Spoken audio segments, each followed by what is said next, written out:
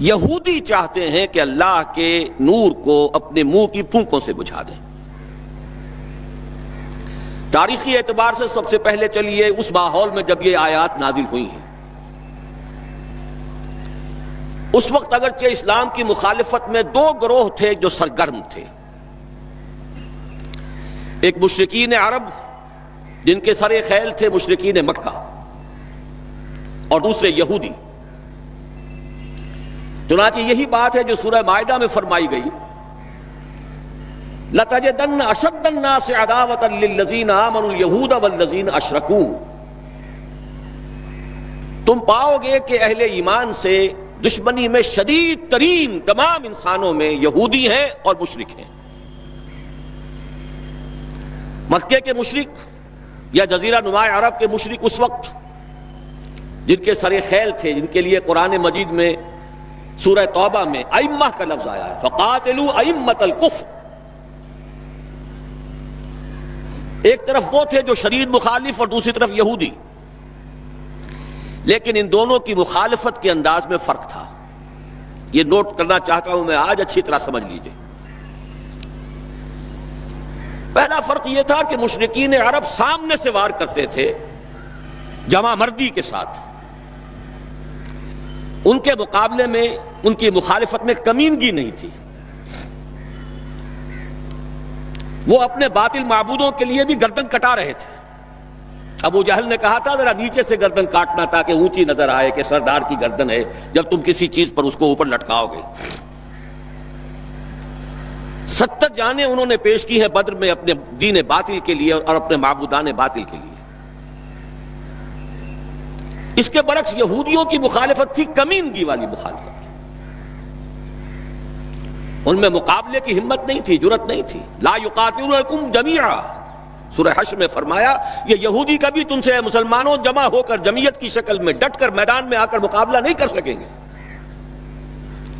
الا فی قری محصنۃ او من وراء جدر، بڑے مضبوط قلعہ بندیوں میں اپنے آپ کو محفوظ کر کے اور فصیلوں کے پیچھے سے، دیواروں کے پیچھے سے، عورتوں کی طریقے سے پتھراؤ کریں گے، اس کے سوا کچھ نہیں کر سکتے۔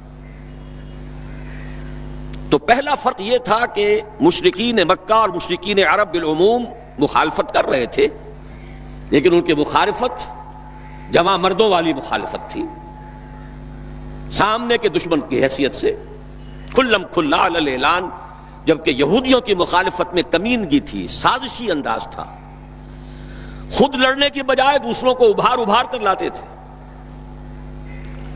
اور دوسرا بڑا فرق کیا تھا؟ اس پہلے فرق کو تو نمایاں کیا اسی لفظ سے کہ گویا کہ اپنے منہ کی پھونکوں سے بجھانا چاہتے ہیں۔ ابو جہل بھی بجھانا چاہتا ہے اللہ کے نور کو، لیکن اپنے زور بازو کی بنیاد پر۔ اور یہ لوگ کردار کے اعتبار سے اتنے گر چکے ہیں کہ زور بازو کی بنیاد پر نہیں، منہ کی پھونکوں سے بجھانا چاہتے ہیں۔ بہترین تعبیر کی ہے اس کی مولانا ظفر علی خان نے کہ نور خدا ہے کفر کی حرکت پہ خندہ زن، پھونکوں سے یہ چراغ بجھایا نہ جائے گا۔ دوسرا فرق یہ تھا کہ اگرچہ مشرکین میں بھی ایسے لوگ تھے جو پہچان چکے تھے کہ محمد اللہ کے رسول ہیں، سچے ہیں، صادق ہیں، لیکن وہ استثنائی معاملات تھے، وہ غافل تھے۔ قرآن مجید میں بار بار ان کے کفر کے لیے توجیہ پیش کی گئی ہے کہ ان کے پاس کوئی رسول آیا ہی نہیں، ان کے لیے رسالت اور نبوت بڑی ایک عجیب سی شے تھی، وہ چیزیں ان کے ذہن سے بالکل خارج ہو چکی تھی۔ لیکن یہود کا معاملہ اس کے برعکس تھا، وہ 100% پہچانتے تھے محمد رسول اللہ کو صلی اللہ علیہ وسلم، بالخصوص ان کے علماء، یعرفونہ کما یعرفون ابناہم، پہچانتے ہیں اسے جیسے کہ اپنے بیٹوں کو پہچانتے ہیں، علی وجہ البصیرۃ، وہ کسی مغالطے میں نہیں تھے، پوری ڈٹائی کے ساتھ پہچانتے ہوئے۔ آپ کو تو معلوم ہے کہ حضور صلی اللہ علیہ وسلم کی جو نشانیاں ہیں ان کا تو معاملہ بہت آگے کی بات ہے۔ حضور کے ادنا رفقا کا معاملہ کیا تھا کہ حضرت عمر رضی اللہ تعالیٰ عنہ کے بارے میں پوری ان کی صفات ان کے ہاں موجود تھی، اور عیسائی علماء نے ان کے ساتھ ٹیلی کر کے ہی حضرت عمر کو سامنے کھڑے ہو کے دیکھ کر اور پھر جو ہے یروشلم کا قبضہ لیا تھا کہ ہاں یہ وہی درویش بادشاہ ہے جس کا ذکر موجود ہے ہماری کتابوں میں کہ یروشلم اس کے ہاتھوں فتح ہوگا۔ تو یہ دو فرض ذہن میں رکھیے، یریدون لیطفئوا نور اللہ بافواہہم واللہ متم نورہ۔ دوسری بات جو سوچنے کی ہے اس آیت میں کہ نور اللہ سے مراد کیا ہے؟ اللہ کا نور ایک اعتبار سے ذہن منتقل ہوتا ہے قرآن حکیم کی طرف۔ نور اصل میں قرآن مجید میں ہدایت کے لیے بھی آتا ہے، تورات کے لیے آیا فیہا ہدی و نور، انجیل کے لیے آیا فیہ ہدی و نور، روشنی ہی سے انسان راستہ دیکھ سکتا ہے۔ الہدا قرآن حکیم، ہدایت کاملہ، اس کے لیے خاص طور پر لفظ آیا ہے۔ سورہ تغابن میں فرمایا فآمنوا باللہ ورسولہ والنور الذی انزلنا واللہ بما تعملون خبیر۔ ایک مفہوم تو یہ ممکن ہے قرآن مجید کے اس اصول کے تحت کہ القرآن یفسر بعضہ بعضا، ویسے یہ کہ اس کا عام مفہوم اسلام، ہدایت، جس معنی میں چاہے لے لے، لیکن میرا ذہن زیادہ جس چیز کو قبول کر رہا ہے وہ ایک ایسے شخص کی تعبیر ہے جو اگرچہ کوئی معروف عالم دین نہیں تھا، میں نہ عارف نہ مجدد نہ محدث نہ فقیہ، اقبال اپنے بارے میں صاف کہہ رہا ہے، میں نہ عارف نہ مجدد نہ محدث نہ فقیہ، لیکن واقعہ یہ ہے اور آپ کے علم میں ہوگا، میرا موقف یہ ہے، اس دور میں قرآن مجید کا نور بصیرت اللہ تعالیٰ نے بڑے وافر پیمانے پر انہیں عطا کیا تھا۔ انہوں نے تعبیر کیا ہے اس نور کو نور توحید سے، چنانچہ یہ اتمام کا لفظ اس کے ساتھ واللہ متم نورہ،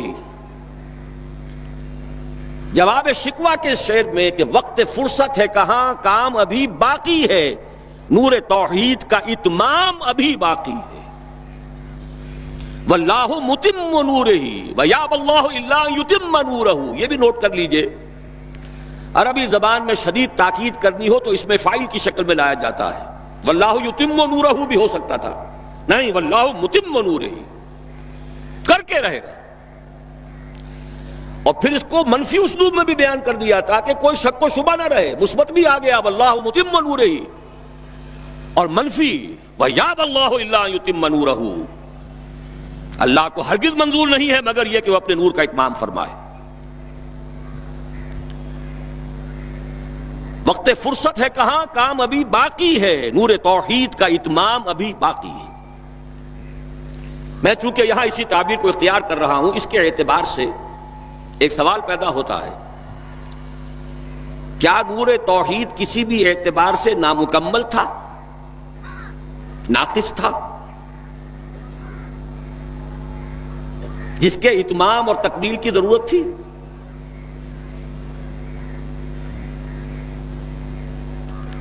اگر میں اس سوال کا جواب ہاں میں دوں تو آپ سب چونک جائیں گے، لیکن میری وضاحت سن لیجئے۔ جہاں تک عقیدے کا نور ہے، عقیدے کی توحید ہے، اور انفرادی سطح پر اپنے عمل کی توحید ہے، توحید کے دو حصے سمجھ لیجئے۔ ایک توحید ہے عقیدے کی توحید، اللہ کو ایک ماننا، ایک جاننا، اس کی صفات میں، اس کی ذات میں کسی کو اس کا ساجی، ہمسر، برابر، ہم پلہ، کفر، ند، ضد نہ سمجھنا۔ ایک عمل کی توحید ہے کہ ایک ہی اللہ کے مطیع فرمان ہو جانا، ہما تن، ہما وقت، ہما وجوہ، مخلصین لہ الدین، یہ عملی توحید ہے۔ تو عقیدے کی توحید اور انفرادی سطح پر عمل کی توحید ہر دور میں مکمل رہی، حضرت آدم کی بھی مکمل تھی، حضرت نوح کی بھی مکمل تھی، تمام انبیاء کرام کی مکمل تھی، نہ ان کی عقیدے کی توحید میں کوئی کسر ہو سکتی تھی، نہ انفرادی سطح پر عمل کی توحید۔ لیکن ایک توحید ہے اجتماعی سطح پر عمل کی توحید، پورے نظام زندگی کا اللہ کے حکم کے تابع ہو جانا، یہ ابھی مکمل ہونا تھا، اس کی تکمیل ہونی تھی۔ افراد موحد تھے اپنی زندگیوں میں بھی، اپنے عقیدے میں بھی. نظام جیسا آج آپ غور کیجئے، بڑے بڑے فنے خواہ موحد موجود ہیں ہمارے ہاں، فنے خواہ سمجھتے ہیں اپنے آپ کو کہ معلوم ہوتا ہے شرک ہمارے قریب بھی نہیں آ سکتا. اجتماعی سطح پر ہم سب مشرک ہیں، پوری قوم مشرک ہے، مشرکانہ نظام ہے. جب تک وَيَكُونَ الدِّينُ كُلُّهُ لِلَّهِ نہیں ہوتا یہ نظام مشرکانہ ہے، قانون اللہ کا نہیں ہے. آپ کی عدالتوں میں اللہ کے حکم کی کوئی حیثیت نہیں ہے، آپ کی منڈیوں میں اور بازاروں میں اللہ کا حکم نہیں چلتا ہے. معلوم یہ ہوا کہ ایک ہے اجتماعی توحید. کچھ مواقع ضرور آئے ہیں تاریخ انسانی میں جبکہ اجتماعی توحید بھی ہوئی، حکومت قائم ہوئی حضرت داؤد کی اور حضرت سلیمان کی، وہ اجتماعی توحید کی تھی. لیکن ایک بات نوٹ کر لیجئے گا، یہ میرا اصل میں کل کی تقریر کا موضوع ہے. یہ کام تاریخ انسانی میں صرف ایک مرتبہ ہوا ہے کہ ایک فرد واحد اپنی دعوت کا آغاز کرے اور تمام مراحل سے گزار کر اپنی اس دعوت اور تحریک کو اور توحید کامل تک معاشرے کو پہنچا دے. یہ اس سے پہلے کبھی نہیں ہوا. حضرت داؤد کو تو راہ چلتے حکومت مل گئی تھی، جنگ تو ہو رہی تھی حضرت طالوت اور جالوت کی. وہ تو ایک گڈریا اپنا گوپیا لے کر آ گیا ہے وقت پر اتفاقاً، اور اس گوپیے کی جو پتھر تھا وہ جالوت کے آنکھوں کے اس کی زرہ میں جو سوراخ تھا اس میں سے ہو کر اس کے بھیجے میں گزر گیا، مارا گیا، حکومت مل گئی. کیا حضرت داؤد ایک داعی کی حیثیت سے سامنے آئے تھے؟ کیا انہوں نے اپنی کوئی جماعت بنائی تھی؟ کیا ان مراحل سے گزرے تھے؟ قطعاً نہیں. صرف ایک مرتبہ ہوا ہے تاریخ انسانی میں، اور وہ محمد الرسول اللہ صلی اللہ علیہ وسلم. فرد واحد سے بات شروع کر کے یہ جو آتا ہے خطبات جمعہ میں آپ سنتے وحد اللہ، توحید باب تفعیل سے، اور اپنی توحید کو خالص کرو اور خالص کرو اور خالص کرو اور خالص کرو، شرک سے اسے ہر اعتبار سے پاک کر دو. تو پوری زندگی کا لائف لانگ ایفرٹ ہے. آخری امتحان توحید کا جو لیا ہے ابراہیم کے رب نے. دیکھیں اس بوڑھے کے دل میں کہیں اپنے بیٹے کی، اکلوتے بیٹے کی محبت تو ہم سے زیادہ نہیں ہو گئی. کیسے کیسے امتحانات سے گزر چکا وہ بوڑھا، کیسے کیسے امتحانات. لیکن آخری امتحان دعائیں مانگ مانگ کر بیٹا لیا تھا. فلما بلغ معه السعی، اور جب اب ذرا ہاتھ بٹانے کے قابل ہوا، کہیں اس کی محبت ہماری محبت سے زائد تو نہیں ہو گئی. انی ارا فی المنام انی اصبحک فانظر ماذا تری. اسی لیے جو آتا ہے قرآن مجید میں بار بار حضرت ابراہیم کے لیے آخری سند کے الفاظ آتے ہیں وما کان من المشرکین، شرک کے ہر شائبے سے پاک. تو یہ توحید عملی اجتماعی سطح پر ہونی باقی تھی. اس کا تعلق ہے اگلی آیت سے. یہ کب ہوگی؟ هو الذی ارسل رسولہ بالہدی ودین الحق لیظہرہ علی الدین کلہ ولو کرہ المشرکون. اللہ نے اپنے ان آخری رسول کو محمد صلی اللہ علیہ وسلم کو تو بھیجا ہی ہے الہدا، وہ دین حق اور الہدا اور دین حق دے کر، تاکہ غالب کریں. جب تک دین غالب نہیں توحید ناقص ہے. عقیدے کی توحید ہو سکتا ہے کہ ہو، انفرادی سطح پر بھی ہو سکتا ہے، ایک آدمی جہاں جہاں بھی اللہ کا حکم مان سکتا ہو مان رہا ہو، لیکن آخر وہ کسی قوم کا فرد ہے، کسی ریاست کا شہری ہے، کسی خاندان کا فرد ہے، چہار طرف سے جکڑا ہوا ہے رشتوں میں اور تعلقات میں. اس کی زندگی کے کتنے گوشے ہیں کہ جن کو ابھی وہ مشرکانہ نظام اپنی گرفت میں لیے ہوئے ہیں. یہ در حقیقت اسی وقت ہوگا جبکہ اللہ کا دین غالب ہو جائے. هو الذی ارسل رسولہ بالہدی ودین الحق لیظہرہ علی الدین کلہ ولو کرہ المشرکون. مشرک تو کبھی پسند نہیں کریں گے. یہاں ذرا شرک کو سمجھ لیجئے، یہ شرک صرف عقیدے کا نہیں. آج کا سب سے بڑا شرک کیا ہے؟ اللہ کا اللہ کو دو، ریاست کا ریاست کو دو۔ یہ سیکولر نظام ہے، یہاں پر جو ہے حاکمیت عوام چلے گی۔ جاؤ مسجدوں میں اللہ کا حکم نافذ کر لو۔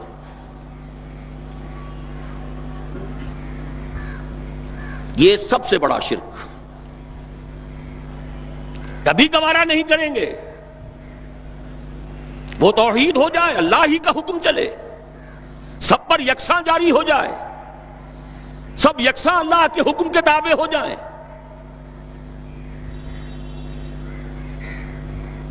وَلَوْ كَرِهَ الْمُشْرِكُونَ، مشرک کبھی نہیں چاہیں گے، لیکن ان کی مخالفت کے علی الرغم، ان کی ساری ریشہ دوانیوں کے باوجود، ان کی تمام سازشوں کے باوجود اللہ کا دین غالب ہو کر رہے۔ اب ذرا تاریخی اعتبار سے جائزہ لیجئے، ابھی ہم تھے اس ماحول میں جبکہ ابھی یہ آیات نازل ہو رہی تھی۔ پہلی بات تو یہ سمجھ میں آ گئی کہ محمد الرسول اللہ صلی اللہ علیہ وسلم کا مقصد بعثت ہے غلبہ دین۔ یہ نوٹ کرنے کی بات ہے، کسی اور رسول کے لیے اللہ نے قرآن مجید میں یہ الفاظ استعمال نہیں کیے۔ شاہد سب تھے، مبشر سب تھے، نذیر سب تھے، داعی سب تھے، مبلغ سب تھے، معلم سب تھے، مربی سب تھے، مزکی سب تھے، لیکن یہ کہ هو الذی ارسل رسولہ بالہدی ودین الحق لیظہرہ علی الدین کلہ، صرف محمد کے لیے آئے الفاظ صلی اللہ علیہ وسلم، اور 3 مرتبہ آئے۔ اب اس کے ساتھ جس کو صغرا کبرا کہتے ہیں لاجک میں پریمیسز، اس کے ساتھ جوڑیے دوسری بات جو قرآن میں 5 مرتبہ آئی ہے، اگرچہ وہ آئی ہے ذرا مختلف الفاظ میں۔ کہیں فرمایا وما ارسلناک الا رحمۃ للعالمین، ہم نے نہیں بھیجا ہے محمد صلی اللہ علیہ وسلم آپ کو مگر تمام جہان والوں کے لیے رحمت بنا کر۔ آپ کی بعثت جغرافیائی، نسلی، قومی، علاقائی حدود سے ماورا، بالا تر۔ قرآن میں بقیہ سارے رسولوں کی بات آتی ہے تو کہتے ہیں یا قوم، یا قوم، یا قوم۔ نوح نے کہا یا قوم اعبدوا اللہ، ہود نے کہا یا قوم اعبدوا اللہ، صالح نے کہا یا قوم اعبدوا اللہ ما لکم من الہ غیرہ، اور قرآن کہتا ہے یا ایھا الناس، یا ایھا الناس اعبدوا ربکم الذی خلقکم والذین من قبلکم لعلکم تتقون۔ لیکن صریح ترین جو لفظ آیا ہے وما ارسلناک الا کافۃ للناس بشیرا ونذیرا، ہم نے نہیں بھیجا ہے محمد صلی اللہ علیہ وسلم آپ کو مگر پوری نوع انسانی کے لیے بشیر اور نذیر بنا کر۔ اب ذرا اس کو جوڑیے، محمد کو بھیجا کاہے کے لیے؟ غلبہ دین کے لیے صلی اللہ علیہ وسلم، اور بھیجا کن کے لیے؟ تمام انسانوں کے لیے۔ کیا نتیجہ نکلتا ہے منطق سے؟ محمد الرسول اللہ صلی اللہ علیہ وسلم کا مقصد بعثت مکمل اسی وقت ہوگا جب پورے عالم انسانیت پر اللہ کا دین غالب آ جائے، ورنہ بات وہی ہے جو اقبال کا شعر سنا چکا ہوں، وقت فرصت ہے کہاں کام ابھی باقی ہے، نور توحید کا اتمام ابھی باقی ہے۔ لیکن یہ کہ اگر اللہ نے واقعی بھیجا محمد کو دین کے غلبے کے لیے صلی اللہ علیہ وسلم، اور اگر بھیجا ہے پوری نوع انسانی کے لیے، تو ناممکن ہے کہ یہ دنیا ختم ہو جائے اس سے پہلے کہ محمد الرسول اللہ کا مقصد بعثت مکمل ہو۔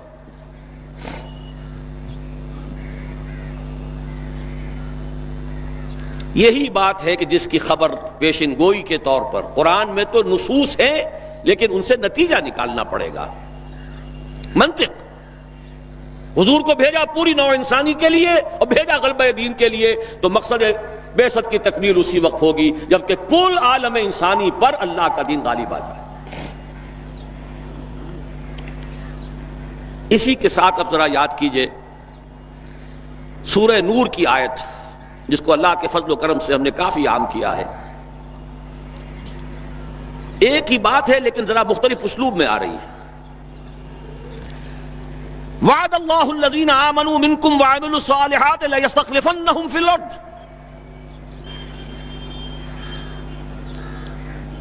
وعد اللہ الذین آمنوا منکم، یہاں منکم پر ذرا زور دیجئے، کن سے خطاب ہو رہا ہے؟ مسلمانوں سے. لیکن ان مسلمانوں کے لیے دو کوالیفیکیشنز، دو پری کنڈیشنز. اے مسلمانوں، اللہ کا وعدہ ہے تم میں سے ان سے جو ایمان اور عمل صالح کا حق ادا کر دے، انکنڈیشنل نہیں ہے. وعد اللہ الذین آمنوا منکم وعملوا الصالحات، ایمان اور عمل صالح کا حق ادا کر دو تو اللہ کا وعدہ ہے. اور وعدہ کتنا مؤکد ہے، نون مشدد کے ساتھ تینوں دفعہ، اور ایک ہی بات کو تین اسلوبوں میں. لَيَسْتَخْلِفَنَّهُمْ فِي الْأَرْضِ، لامن خلافت عطا فرمائے گا انہیں زمین میں. كَمَا اسْتَخْلَفَ الَّذِينَ مِن قَبْلِهِمْ، جیسے کہ خلافت عطا کی تھی ان کو جو ان سے پہلے تھے. جب مسلمانوں کو خلافت اور حکومت عطا ہو جائے گی تو اس کا منطقی نتیجہ ہوگا کہ دین غالب ہو جائے گا. لیکن اس کو بھی کھول کر بیان کر دیا، وَلَا يُمَكِّنَنَّ لَهُمْ دِينَهُمُ الَّذِي ارْتَضَىٰ لَهُمْ، اور لازماً متمکن کر دے گا، غالب کر دے گا ان کے اس دین کو جو اللہ نے ان کے لیے پسند فرما لیا ہے. الْيَوْمَ أَكْمَلْتُ لَكُمْ دِينَكُمْ وَأَتْمَمْتُ عَلَيْكُمْ نِعْمَتِي وَرَضِيتُ لَكُمُ الْإِسْلَامَ دِينًا. اچھا، جب مسلمانوں ہی کی حکومت ہو جائے گی، دین کا غلبہ ہو جائے گا، تو ظاہر بات ہے مسلمانوں کے لیے بندشیں اور خوف تو ختم ہو گئے. اس کو بھی واضح الفاظ میں وَلَا يُبَدِّلَنَّهُم مِّن بَعْدِ خَوْفِهِمْ أَمْنًا، ان کی خوف کی حالت کو امن اور سکون سے بدل دے گا، کوئی خوف نہیں ہوگا. اب یہاں فرمایا یعبدوننی لا یشرکون بی شیئا، تب جا کر وہ ان کی عبادت اس درجے میں مکمل ہوگی کہ اس میں شرک کی کوئی آلائش باقی نہیں رہے گی. جب تک نظام پورا اللہ کے دین کے تابع نہیں، شرک موجود ہے. عقیدے کا شرک ختم ہو چکا، انفرادی سطح پر موحد بن چکے. لیکن یہ تو تین کام جب ہوں گے کہ اللہ کا دین غالب ہو جائے، اللہ کی حکومت اور مسلمانوں کی خلافت قائم ہو جائے، تب کہیں جا کر وہ بات ہوگی لا یشرکون بی شیئا، پھر شرک کا ہر شائبہ ختم. وَيَكُونَ الدِّينُ كُلُّهُ لِلَّهِ، دین کل کا کل اللہ کے لیے ہو جائے گا.